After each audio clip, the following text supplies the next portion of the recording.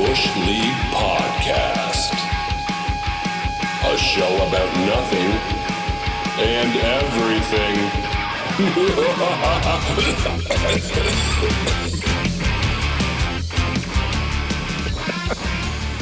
Bet you go door to door saying that, don't you?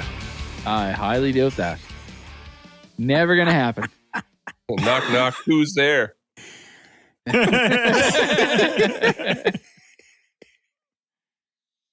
Well, I'm glad you came to your senses.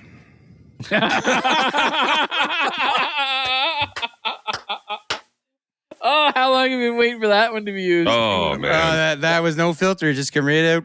That's right. That was in the chamber. Came to your boy. senses. That's Turd good. Ferguson, everybody. Well, boys, some time has passed since we last spoke, and that is not a lie. True story. That's not a lie. So, you want to hear something wild? Go ahead. Did you get your census? Did you get a threatening letter from Census Canada in the mail? I saw one guy online. He got his census letter and the threatening letter on the same day. And then some D-bag comes to the door and tells him he has to do it, but he just got it in the mail that day. It's like, what's he supposed to do? Who'd take a job with them anyway? Like, good grief. they got tough people working on that. Desperate times call for desperate measures, boys. Gotta make a living. Yes, as you. Said the person would have said. Not even you'd stoop that low, Cameron Hare. Cameron Eloise Hare.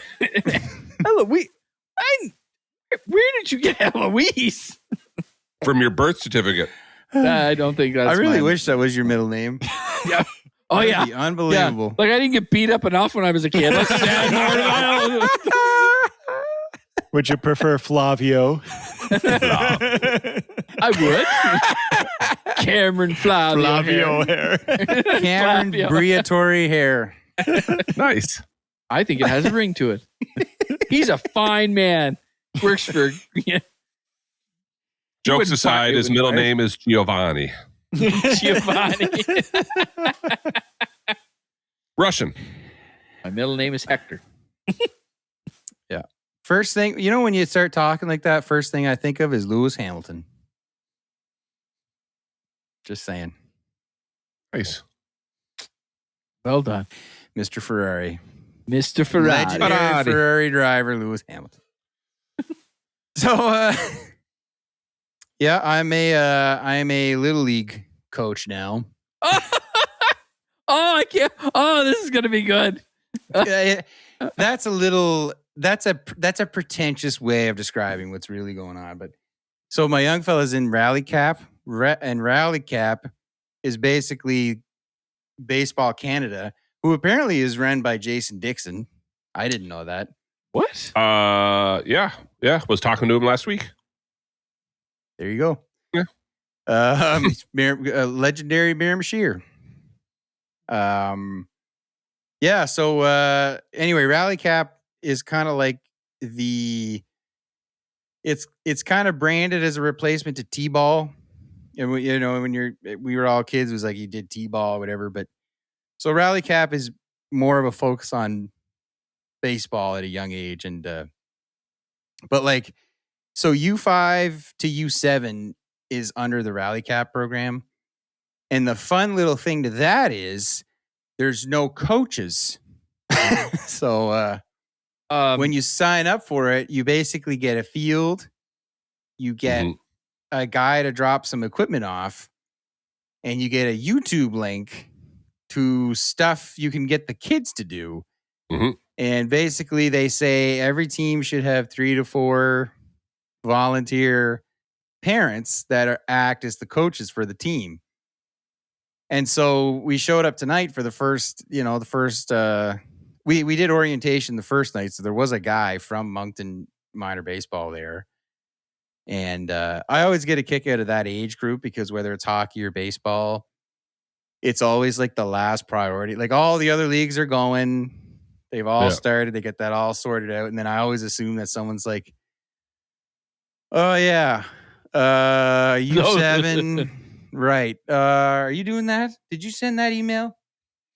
Did you send the email from last year? We were going to change something, weren't we? Were we going to change? I don't know. Just send it. Don't worry about it. What day is it? That's how I picture these discussions going. So the guy kind of, tells us how things are going to go. And very how there loosely. should go, basically. How they Yeah. should go. Saying. how they should go. And like very loosely. And I was just kind of standing there. It's kind of like, well, this, it could have been an email, I think. Really. And then it's like at the end of it, it's like, is there any questions? And then one parent who puts a hand up, what equipment is my son supposed to have?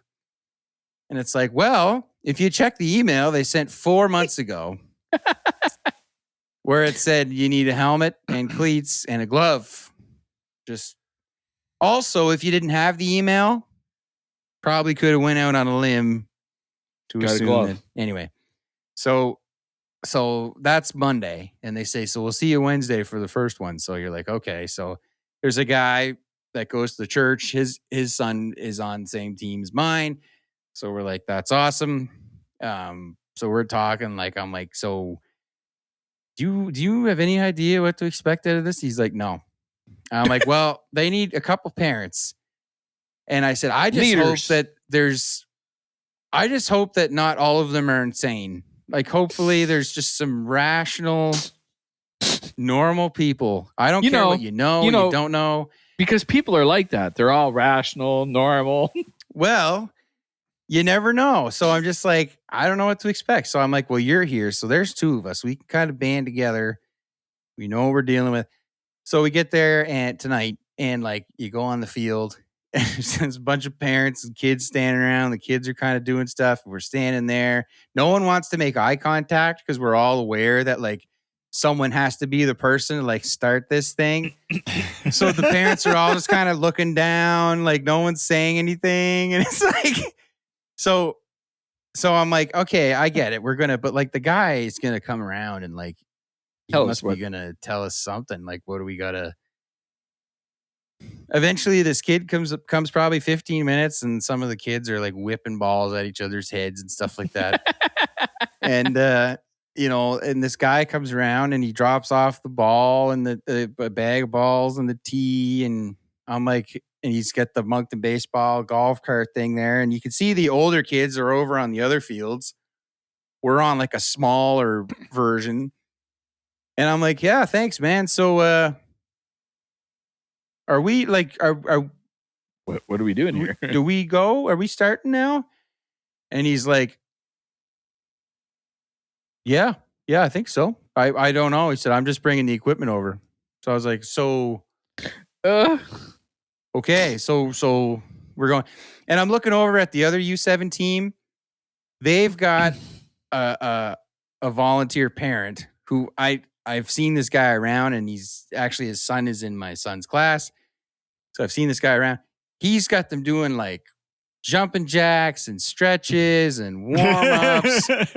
And he's like, hey, guys, everybody stand up along the fence there. Let's get everybody's name. All right, we're going to do this. And like, hey, and we're going to stand here and do this. We get into pairs, hold the ball like this. You stand about this far away. Make sure that he's looking at you before you throw that. All right, everybody, we're going to have a lot of fun. We're going to have a great season and all this. And I'm just like, I'm standing there. Me and Thomas are looking at each other like, That's not going to happen here. I was like, you know what he's talking about? And he's like, nope. So anyways, finally, one of the other guys, the parents, he's kind of sees us standing there, and he's just kind of like, all right, like, This is good. This is kind of long we enough. can't stand here for 2 months staring at the grass while the kids running around. Like, we got to do. So he comes over and he's like, all right, so you want to like, he's surmised that the two of us standing next to each other are the most probably engaged parents that are there. So he's like, so you guys, you just want to get them to play catch? He's like, I did this last year. And I'm like, oh, so you know what to do? He's like, no. No. He's like, I said too much. You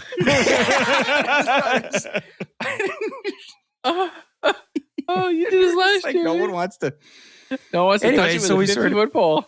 Yeah. So anyway, we eventually kind of like the four of us, it's determined. There's this guy, this other guy wanders over. I'm like, all right, we're the four guys. Everyone else is still staring down. So Yeah, I'm like, what do you want grab to the- do? And I, grab you the know, bull by we the didn't even, I didn't horns. even, what's that?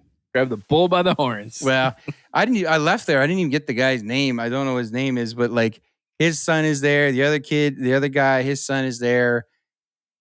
So we just figure out some stuff for the kids to do. And like, we're leaving. And I'm like, so there's an app, I guess, that you can, it's called Game Changer, and this organizes the stuff. We'll have to get that, I guess.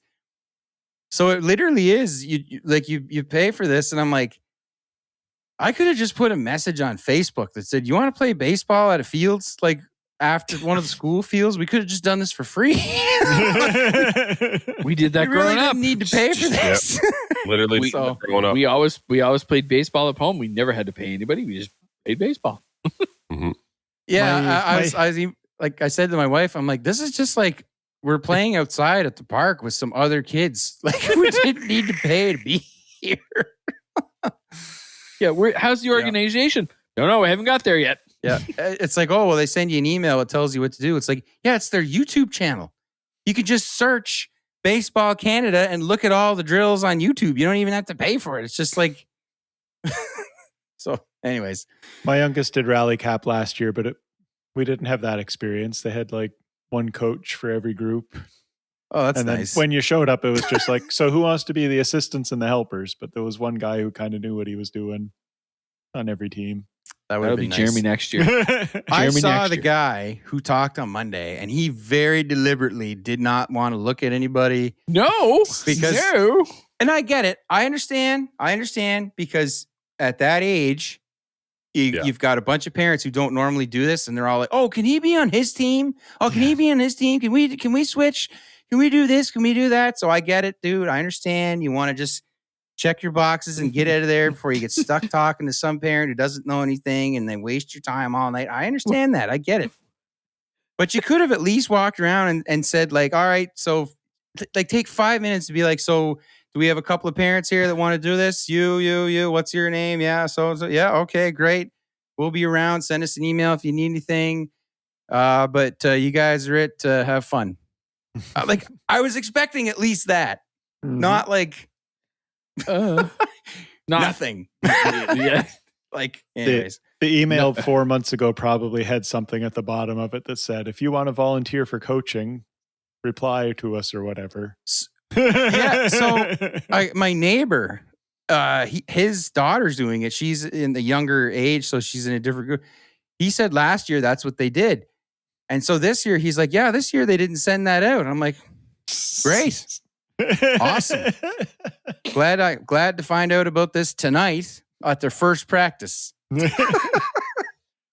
What scares me at that age is like the kids pay zero attention to anything. Oh, dude. But every team had like 2 or 3 kids that could like hammer the ball. That Yeah. had been playing for a couple of years already. So far from what I've seen, there's one kid who can do that. And he's still young enough that he's not quite grasped the whole, like, he's got to be looking at you before you throw it. So there's a kid on first base. At one point, he had 3 guys throwing balls. And I expected all that. I mean, it's kids, right? It's like, I understand that. And baseball is one of those, like, like it's a different sport than like hockey, or you're running around trying to throw something in a net. It's just different. Like it's yeah, the kids will just like start sitting down at third base or something, and then this kid comes up and like whacks it down the third base line at them. Right in the face. Yeah. Yeah. And I could hear the other coach who seemed like a pro, who I was like, I wish I was on that team.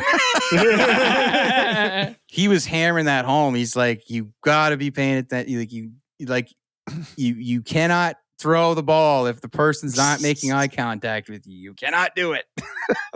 So when you actually start playing games, like the coach tosses the ball into the kids, and you need like at least 4 or 5 other coaches out around the other kids Yelling them, pay at the attention, kids. pay attention, Look, pay look, look, attention. look, look. Yeah. At that age. Got about 2 months of that. Yeah. Have fun. Yeah.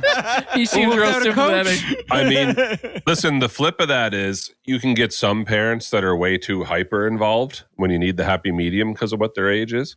So Maddox was in a city league-wide basketball league that had like 8 different teams. They're 10, 11 years old. Yeah. Okay. Maddox shows up one morning with his team, plays a game. Now, mind you, he had a growth spurt, right? So Cameron's around him quite a bit. Like, he's always been tall. Yeah. And Confirmed. anyway, him and his best friend, they're 11 years old, are on this team. And it's like tournament day where they're not really keeping score. Now, keep in mind, they're not keeping score, Gary. You'll like this. Halfway through the day, the coaches, and this is essentially mosquito basketball, right? You're not even keeping score. Approach me and Amanda. Hope this is okay, but we moved Maddox to another team. And I said, "What do you mean you moved him to another team?" He said, "Well, those two kids are going to come with us, and Maddox is going to go to that team." And I'm like, "You traded my 11-year-old. That's a trade." What? Wow, that's brazen. You're trading kids. Jeepers. So Maddox's friend was so upset, he just decided he did not want to come back in because Well, yeah, at they that wanted to play with age, you wanted to play with your buddy. he just wanted to play with his friend. He didn't even know and you're nervous basketball too, yet, right? and he's nervous, but he Yeah. wanted to go. So Maddox asked us to leave, and we said no. Like, you're sticking with this. You signed up for this. He played one game with the other team and had one left, and he was still upset. I'm like, all right, yeah, whatever, let's go. They're trading 11-year-olds now. Did they do He honestly never went evaluations? back. Did they Like, he do was just, evaluations before they made the teams? The supposedly, but That's the most important part, I find, of anything with kids sports. Yeah. It's like if you can do good evaluations and make decent teams, Yeah. it goes so much better. So Yep, much better. smoother. And I know what it was. They wanted to Gotta break them up. balance.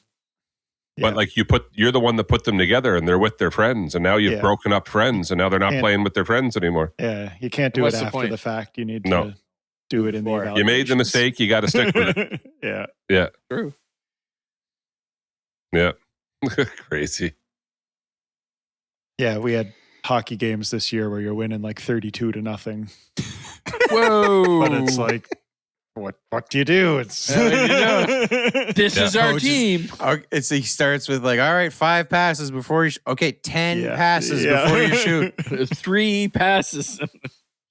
the pep The talk sil- before the game. So we're going to work on passing today, guys. The silver lining in this whole coaching thing is we're standing there, and this other guy that I was talking to that I kind of tried to heap the responsibility on him. His young fella comes over, he sees my Avs hat. He's like, "Hey, you have my dad's favorite team's hat on." I was like, "Really?"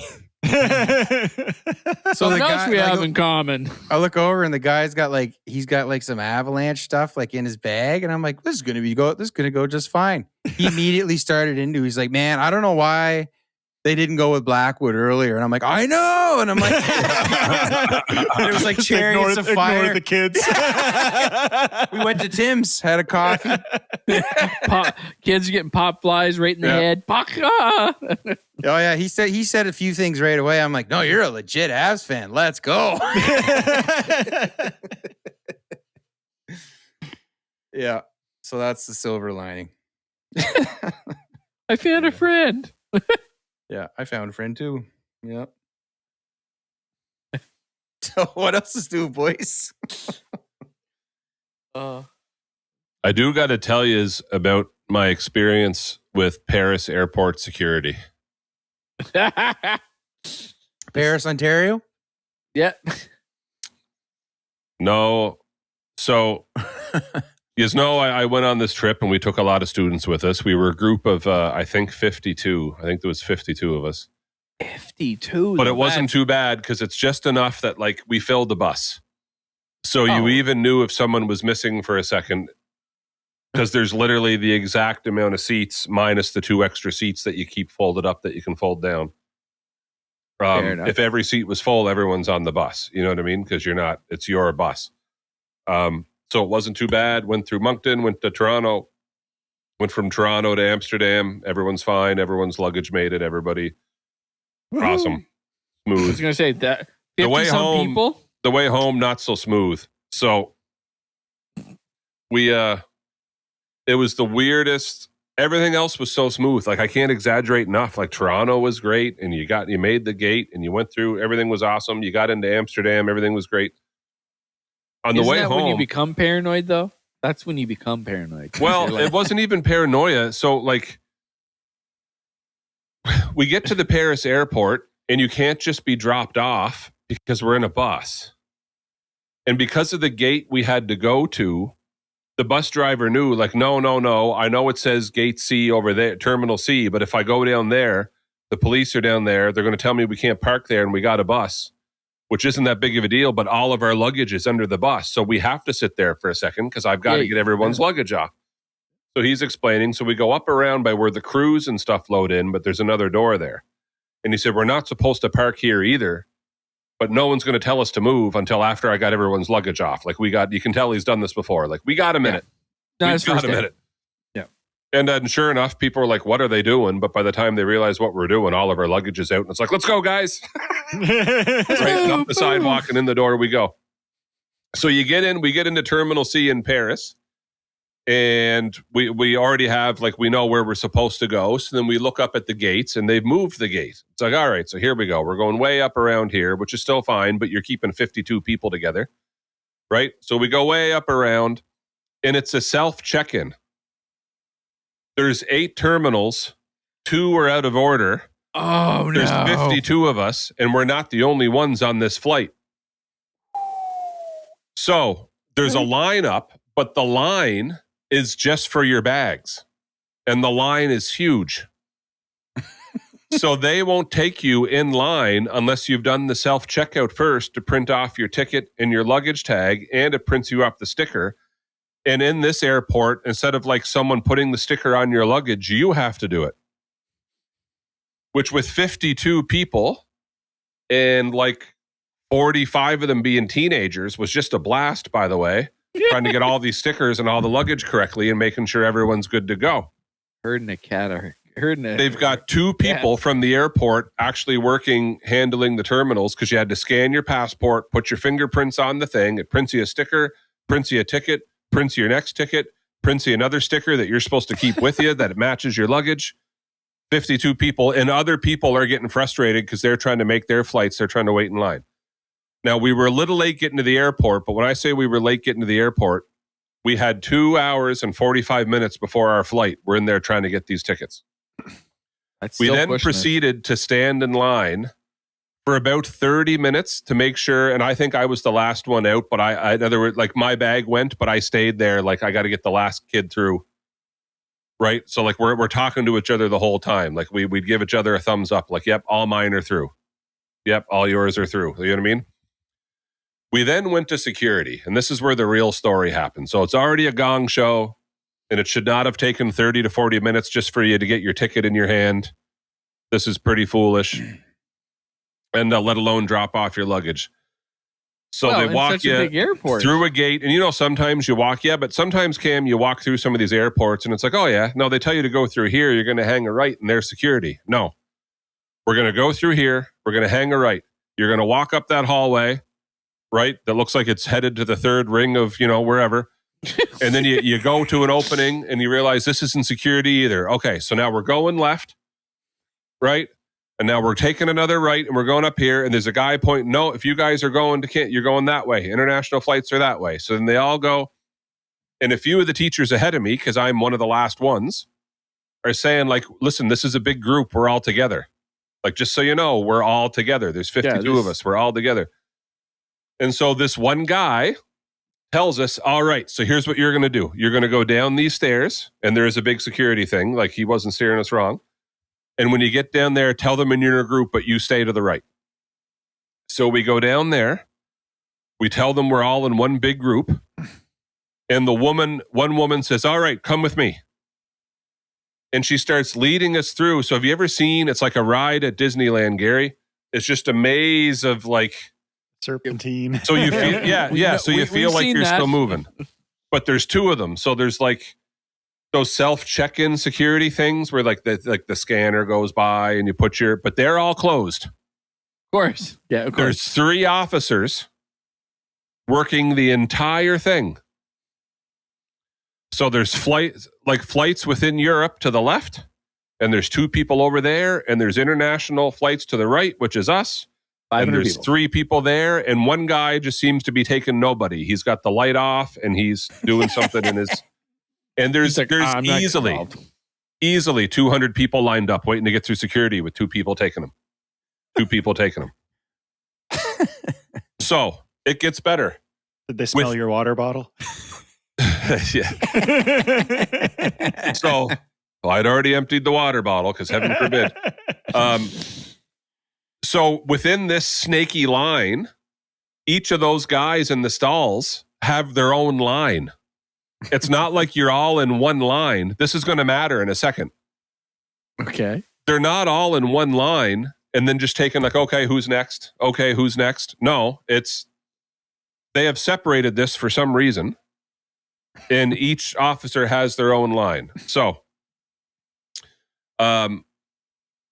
they walk us through this line and we're all kind of stopped. And one of the teachers up ahead gets like the security woman's attention. She's there and says like, we're all together, but I see some of the people. So what happened was halfway through the group, and I somehow ended up in the first group of people, they stopped them and said, no, you wait here. And we're trying to explain like, no. need to be We are together. all together. Like these are students and we're all even responsible. So like there was enough of us adults where it's like, I have my 7 and there's my 7. And I'm looking at like, so there's 3 of my 7 over there now. And you're running me through security over here. And I need to know that my other 3 got through. Like I'm responsible for them. Basically, if I like, get through treat it the like other a gate. family. Yeah. Don't Right. separate the family. Like if I go through security and I'm like, all right, so where's Mikhail? You know what I mean? Yeah. Which probably could have plausibly been this And was in my group. Yeah.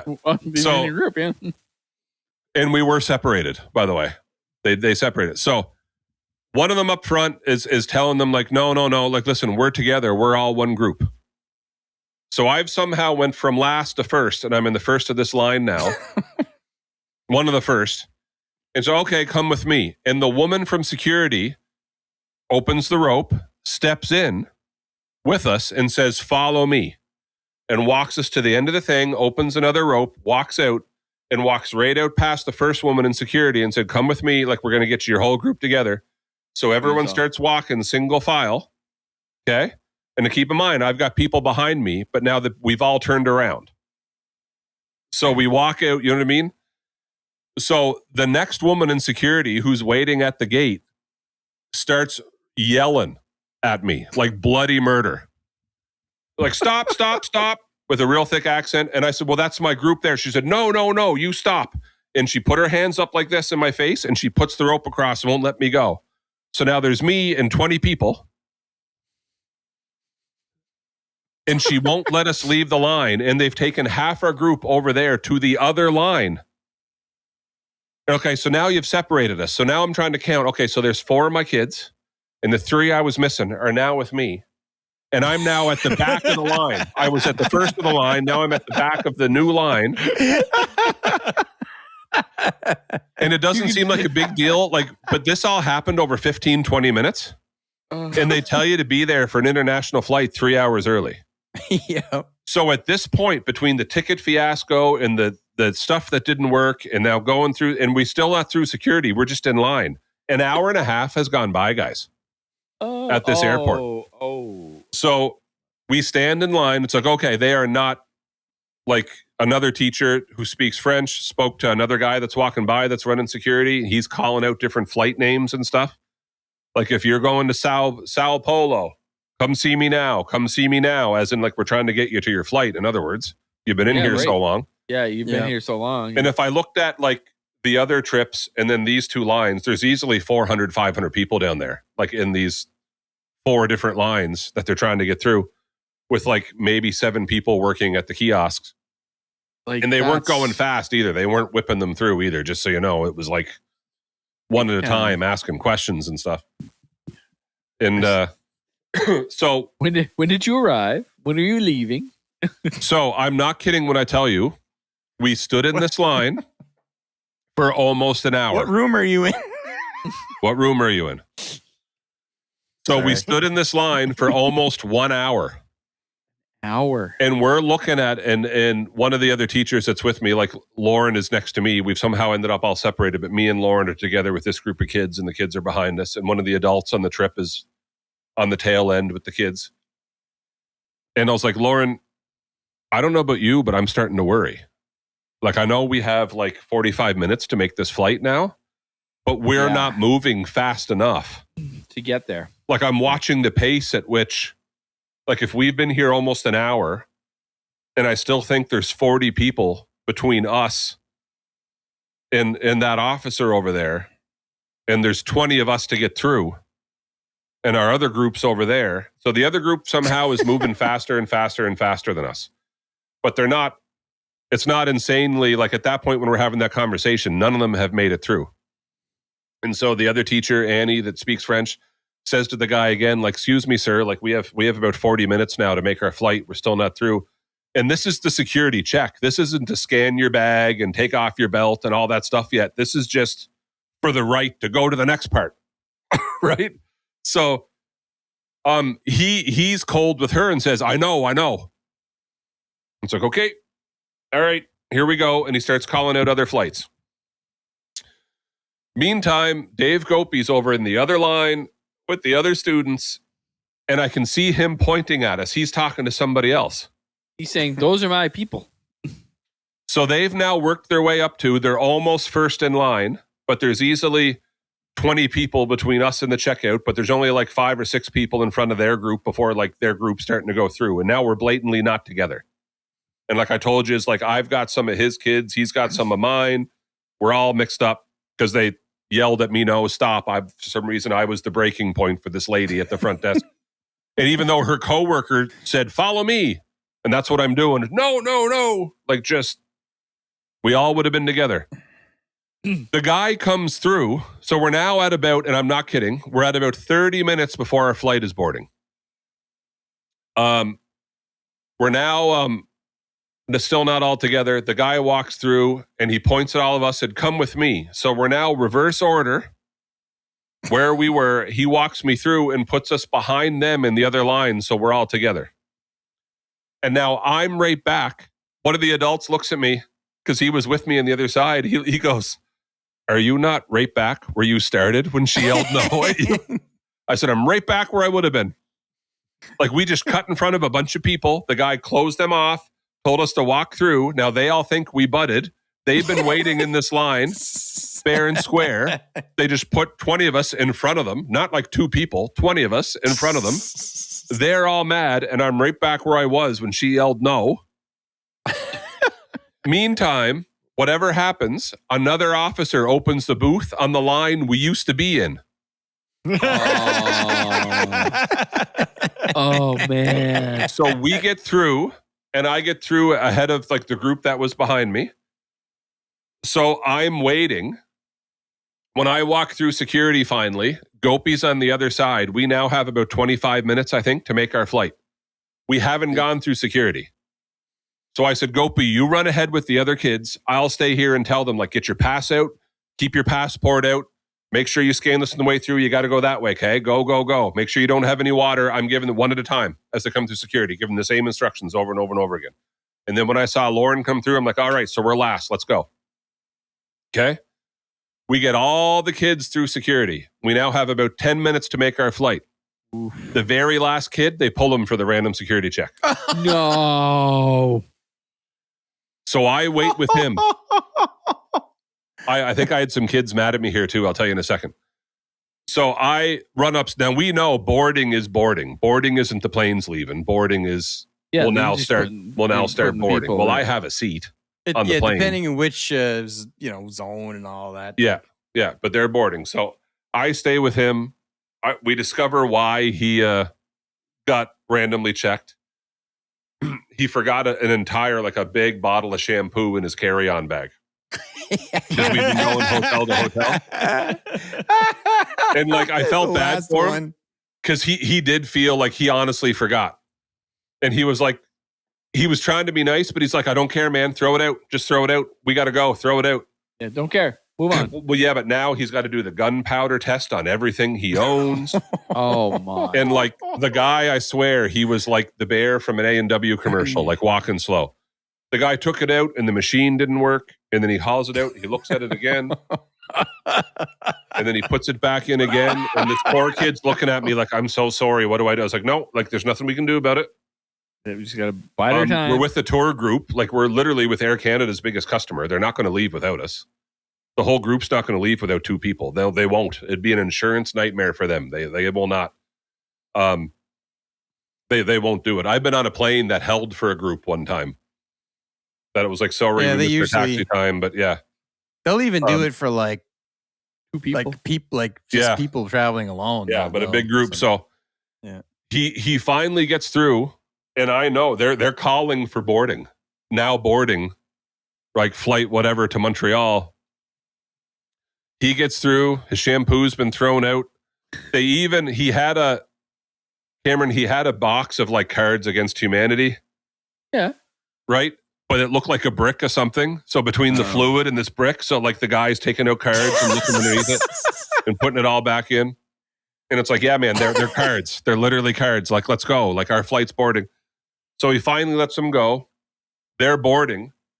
And I'm looking in like the easy, whatever. There's a store right in front of our gate. And they're like, our group's last getting on the plane, but they're all lined up and there's 50 people. And there's 20 people in front of them. And I'm like, all right, we haven't even had a chance. This has been a nightmare. Our bus arrived late. They dropped us off late. I haven't eaten anything. I haven't, like a lot of these kids have been upstairs for 20 minutes. I'm just getting through. So I did not know the other teachers upstairs, like, no, guys, just get in line. You don't have time to go to the store because we can't account for everybody. I didn't know this. I wasn't upstairs. I was downstairs with this other kid. I run upstairs, see them all in line. I'm like, all right, well, I'm grabbing a bottle of water and a bag of chips.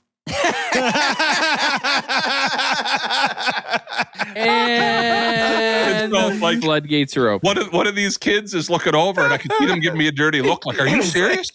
Are you serious? And I'm like, what? What did I miss? What? Anyway, so like I'm kind of cluing in as the line's going, but like so sure enough, like the lady in front of me is taking way too long to pay. She didn't realize you couldn't use cash in this line and all this stuff and everything. And I just had and like the line, like when I can see the gate, they're already boarding. Like people are on the plane by the time I get through upstairs. You're in line for the. We've been there 3 hours, and I'm in line with a bag of like apple cider vinegar chips that they make in France. Cameron, it's one of the best chips I've ever had in my entire life. Really? Yeah, and Lay's makes it. I've looked into it. You have to import them. I'm looking into it. They're good. Are we buying a box or are we I will have to. I'll figure that out. start an import business? So then, anyway, I bought a bag of candy and something else and handed it around amongst the kids because I'm cluing in. Like, oh, they told them they couldn't, and I just, yeah, okay. But I'm already in line. Like I'm the next person now. Here's a piece of candy. Shut your mouth. No, you know what I mean? Like I'm literally the next person now. So You're that guy. Oh, Tyson's anyway, got to be I that get in guy. line. I'm not even last. Like 5 guys with suitcases must have had the same nightmare in security, and they run and get behind me. So like I thought for sure I'm the last one getting on this plane, and I'm not. There were people later than me. And yeah, that was, I think it was 3 hours and 15 minutes for us to like just the process of getting. That's not sitting and waiting for your plane to board. I walked onto the plane. Literally walked onto the plane. The Paris airport. But I'll never forget this lady. No. And I'm like, but that's my kid. It's literally, As far as you know, you're that's my literally, son. it's literally my son. and the Literally best my part is- son just walked around the corner and he separated. Yeah. You can't go with that student. That's my son. Yeah, and I couldn't even say that to her because what am I going to do? Ditch the 20 kids behind me? Yep. You know what I mean? Like I can't. Gosh, And you're on your way home at this point. So we're on our way home. None of it's that been- happened on the way there. Travel yeah. could not have gone better than it went on this trip, and then the way See, home. now, did. that's the thing when you travel and it goes so well, you're in the back of my head, I'm always thinking, all right, what's going to happen? Like something's going to happen. I just know it. And you're like, is it yet? Is it yet? Oh, I got my bag. Great. Oh, I got great. Like, and it just throws me off every time.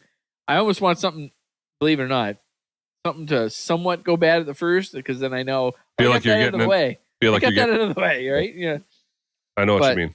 Yeah. Like sometimes you just like, okie dokie. No, and I'm Like, probably coming up- missing parts, but I cannot express to you. You know how like I'm telling you this story, but in the meantime, like we stood in line for an hour and a half at one point, and like you know how sometimes to fully grasp how bad it is, you had to live it. It's Yep. one thing for me to tell you it was an hour and a half, but we stood in line for an hour and a half and only moved like 60 feet through this.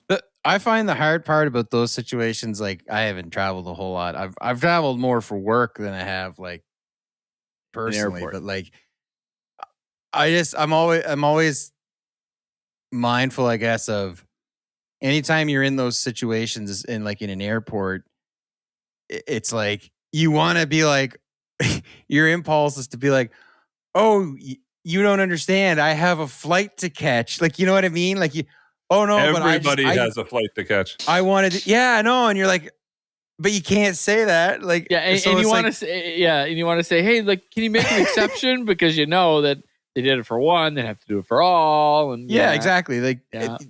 you'll not talk to people who could care less about your, like, they're Problem. like you and everybody in this line.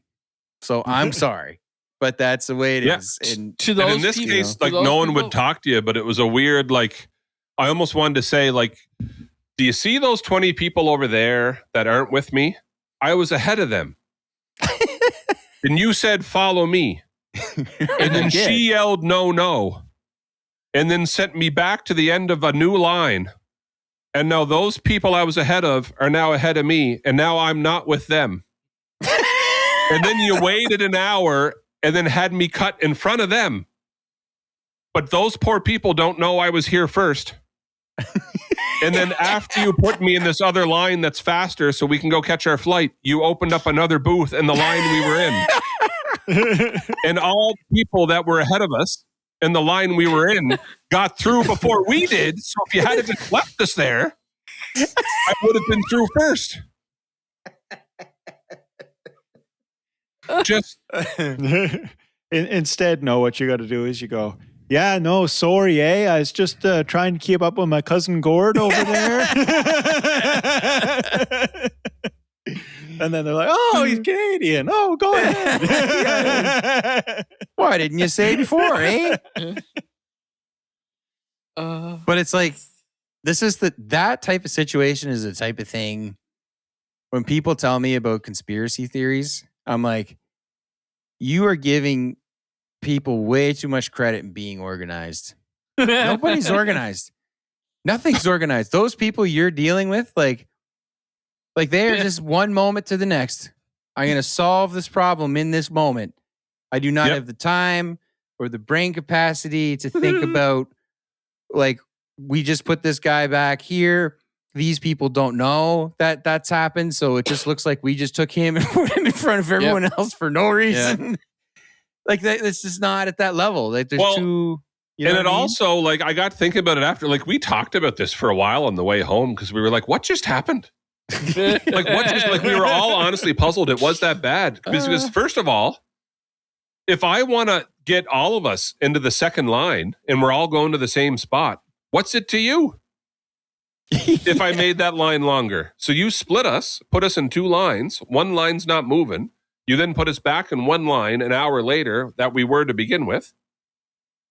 What's it to you if we all stuck together and made that line longer? Anybody else that comes down here, and there was, we'll 50, see. Hey, 60 why don't people I down get in there, there? the shorter line, I'll go to that one. Because there was two lines. We just wanted to stay together. Nope. Like, it was just... That's all a the lot of problems they people. were having down there were caused by the people. I think it's just like, dealing with the problems. that's the next step of thinking about it. That's not, it's just like, oh, this line is much longer than this one. We got to even them out. Yeah. And you know what I mean? That's the end of it. That is the end of the logical thought of it. And that is their job. that is their job. So, yeah. Yeah. Then the next two women work in security after you got through the gates were awesome, as if they were in the know. Oh, look, are you guys all together? Okay, go, go, go. Okay, sir, you're the teacher. You can stand right here. You can stand here with us and you can talk to the... Awesome. got through the security check, went through the metal detector, and then you got the guys at the end go, no, stop. Gunpowder, not working, stuff, shampoo. Herbal Essence shampoo, by the way. It was most highly legal thing you can take with you. Herbal Essence, I think I've told the story before, but when it comes to those types of people in those positions, it's like I remember getting to the border one night with a load of whatever. I don't remember what it was. And I said to the guy, the border guy at the window, like he scanned my sticker that checks to see if everything that I'm hauling in is cleared to come into Canada. And there's 2 barcodes on this envelope, and he scans it, says your load's not here. And I was tired and been driving all day and blah blah blah. And I'm like, I'm like, I'm gonna be here half the night now waiting for this. So in my wrong state of mind, I said, did you scan the right barcode? I probably told that story before. And I still remember it was an older dude with a big white mustache. And he's like, you know what I mean? If you guys are like, you're looking at me, like he's like,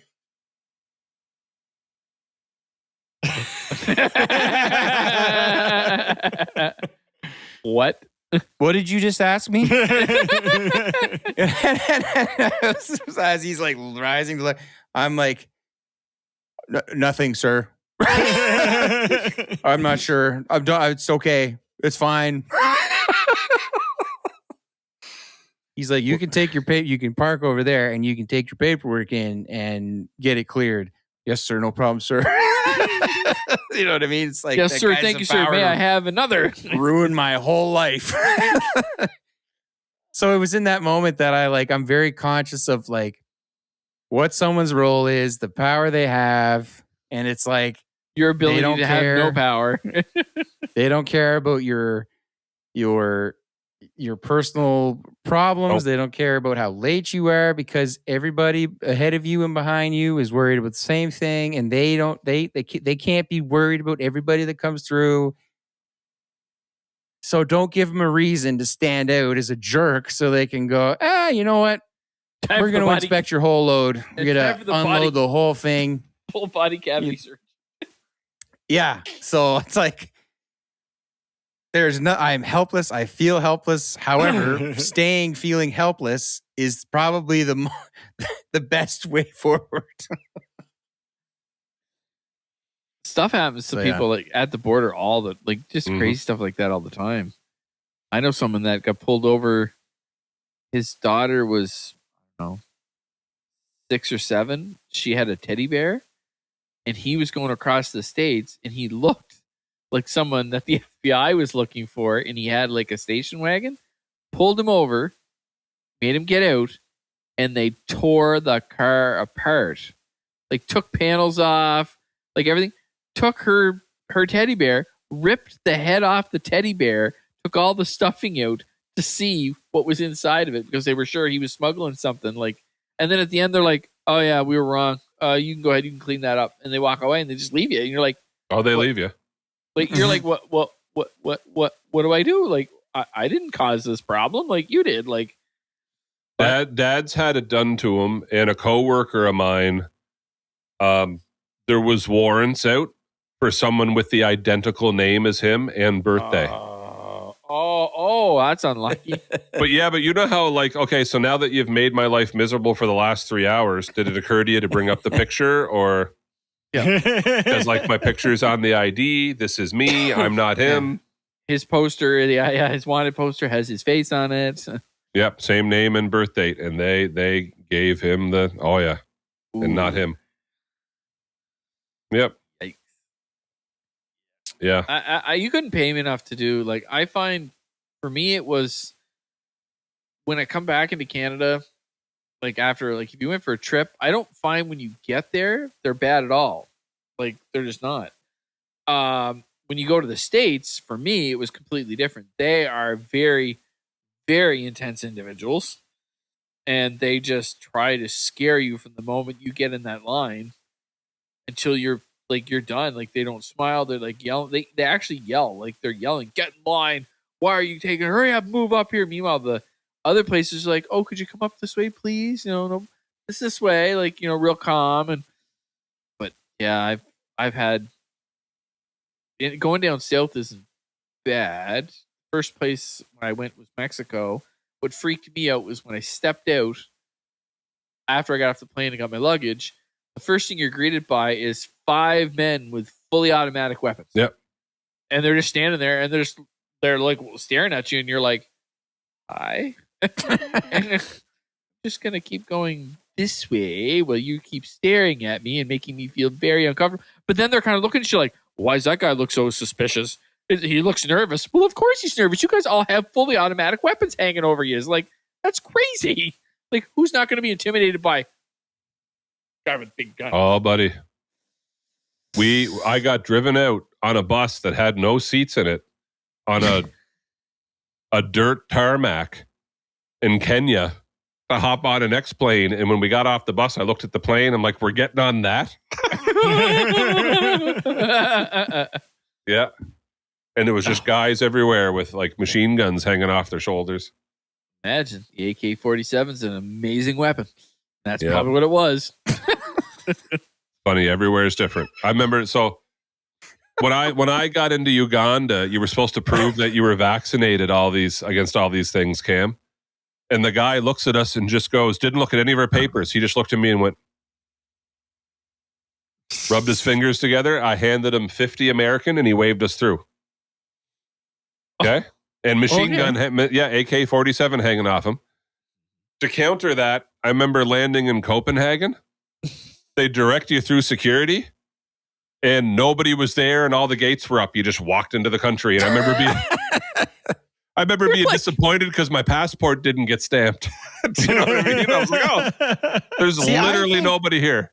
I think one of what should be a perk of being Canadian when you travel is like, I know you don't have any weapons.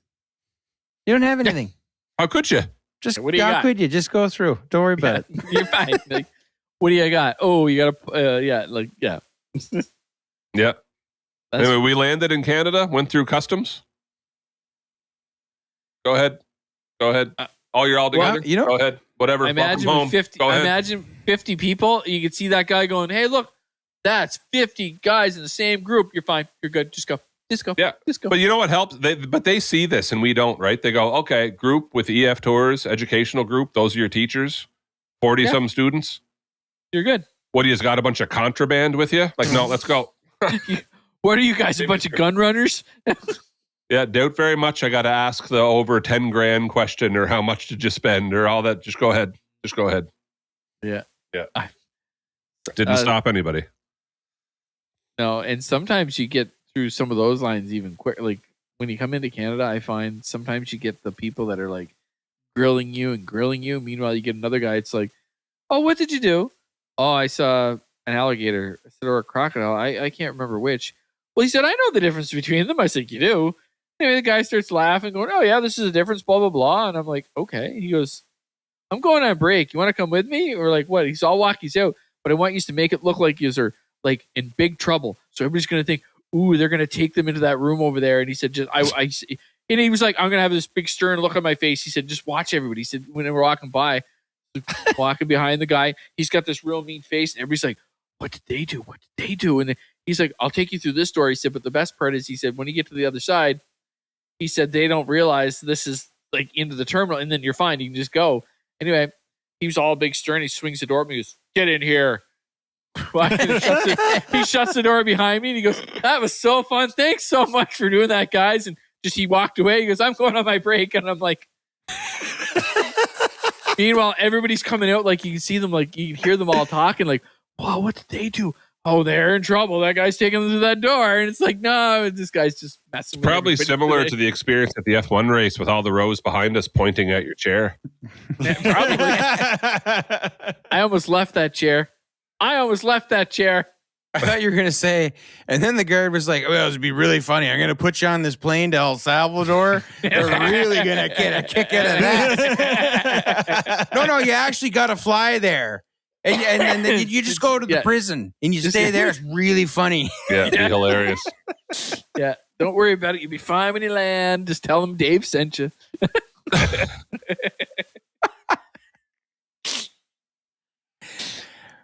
So did you retire the chair, Cam? You were going to retire the chair. I was, when I was at the race, I had an unfortunate incident. We forgot to mention that. And the last podcast we did. That's why I just feel like it needs to be said. We need closure. So I had, it's always on my back. It's got 2 straps. And anyway, I went to even get when out you're home. Even when I'm home, walk around with it.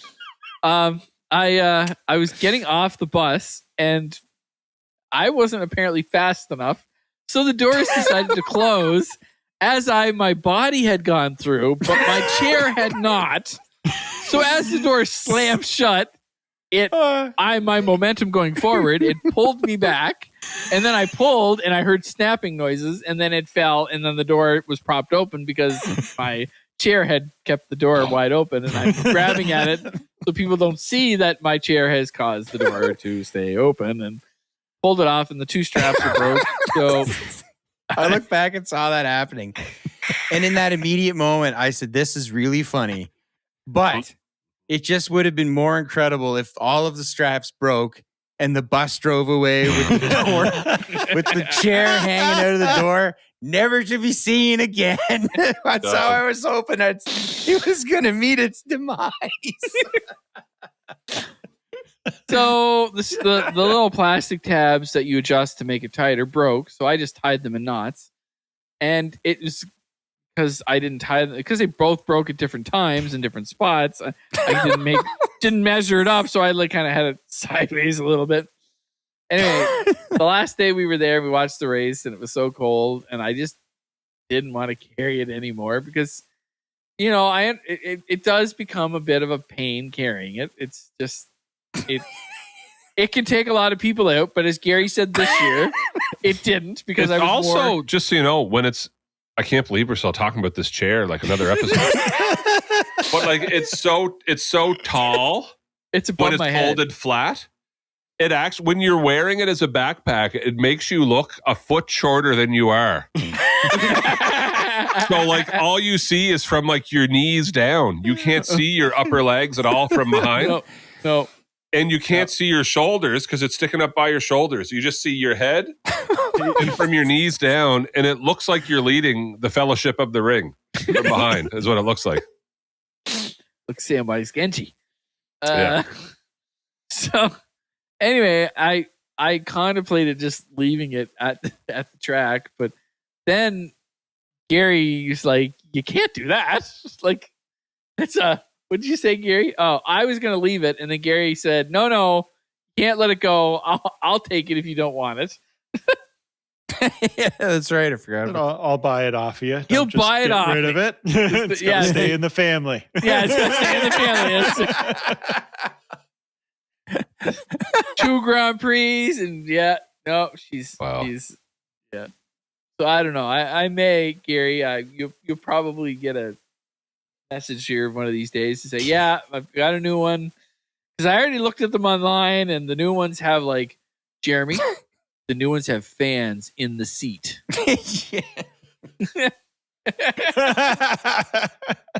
Same size, but it comes with a fan. I'll be curious if it's actually the same size. No, it says it is 2 inches bigger and 10 pounds heavier. Yeah. And just so is the chair. just he goes to sit down in it for the first time, turns the fans on. What's that vibrating noise? Yeah. Where's that drone? It'd carry a 12 amp hour battery. Keep it charged up. Yeah, like Gary said, add another 10 pounds to it. Anyway, what was it? Nietzsche. What was it called? Nietzsche. Nietzsche. Yeah. Legendary. Should be in the Hall of Fame. Apparently, I couldn't believe when Gary said, "Can't get rid of that, I'll buy it." I was like, "Yo, what?" I can confirm this portable chair of yours is bigger than an airplane seat. Listen, if it wasn't for the seat, I wouldn't be able to sit there. So as I see it, I'm fine with it. Anybody else has a problem with it? But I was not the only person that had chairs. We got to see a lot of variations of the chair. But like the way he says it, if anyone else has a problem with it, including the person whose seat I'm on that also paid $500 for the weekend, they can take it up with me. I'm above my. Listen, I sat with my number below me, and that's what the rule is. Not my fault that two other people's numbers are also below me. It was just my favorite part of that math was like, yes, the chair is for sure centered over the number. But then it extends out quite a ways past the number. So if you ever go to a Grand Prix and somebody has a chair like that, this is the move, because I sat next to Cameron during the race and I just leaned on his armrest for almost the whole race. He did. And it was great. If a stranger's next to you and has one of them seats, it's like, hey, that armrest is mine. Hey, thanks, buddy. That's in my seat. That's on my. And you were comfy, weren't you, Gary? I was very comfy. You were very comfy. Just saying. That's why he wants it. That's why he wants to keep it, because he's already tested it part of our way out. Hey, that's not bad. Legendary. I shed a tear when we were going through the turnstile last time, going on the metro. And That's the last time I'm going to see the big hike up there. It's so awkward to walk with it. Like, you guys would be fine because you're tall, but I'm so bloody short. That's a I good wish way everyone could see the visual of that, just so you know. We should just do a video some night. His height times the seat. He can't get through the turnstile, so he has to lean forward and lift the seat behind them. Yeah, I have to boost it up above my head. So where it's like you can see the top like part of my head, when I boost it up, I boosted about a foot maybe or more to get through the turnstile, and it goes way above my head. And yeah, No, the way you do it, it looks like you're a seasoned vet. Like it looks like you're completely understand the dimensions of this chair. You just flow right through there in one sweet little move. It was the first place we went to where it was different because the first time you went through it, you didn't realize it. You get all fetched up on it. And the people behind me are like, "Why is this guy not getting through?" I'm like, "I'm trying." Feet dangling, kicking in the air. I almost did, actually. The first time I hit it, I was like, I can't move forward. Wow. I think Tyson grabbed it and pulled it up, didn't he? That was the first time. Yeah, he did. He just grabbed it and pulled her up. I was like, whoa, I'm moving now. Well, there's people coming behind you. It's like a big bottleneck thing going I'm well aware, but I was kind of stuck. And Gary said, this time compared to last time, he said last time it was fun to watch because last time when we went, there were so many people. It seemed like the density of people were different. So this time they had like Disney again. They had like a lot of like back and forth, like serpentines. But before it was just everybody was jammed in. And Gary, I think, had more fun watching me the first year because I was bouncing off of people that thing, man. It was like, I didn't know the dimensions at the time properly. And it was like hitting people in every turn. And no, I was not too bad. Oh, man. What will we do without that chair? Well, we won't have to worry about it because Gary's going to get it. Yeah. And Cameron's going to replace it with a bigger one. Yep. Buy that from him immediately. Yep. If the new one you're getting is not made by Lazy Boy, then you're doing it wrong. Same company that makes this one, buddy. Gotta keep on brand. See somebody coming in with a dolly, hauling a dolly up the steps with a recliner on it. I would love to do that. That'd be just everybody be like, "What is this guy?" Hey, drag it along. Be awesome. Sit right here. Dear. Yep. Yeah. Yeah. Well, that's Well, it, boys. That's it. Yep. Yep. On that note, yep. Well, boys, always a pleasure. Thanks for listening. And may you always look in the direction that the ball is coming. Amen. See ya.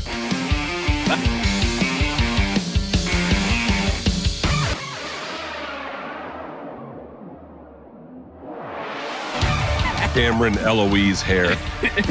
Eloise? Where did you get Eloise? From your birth certificate. I don't think that's I really mine. wish that was your middle name. Yeah.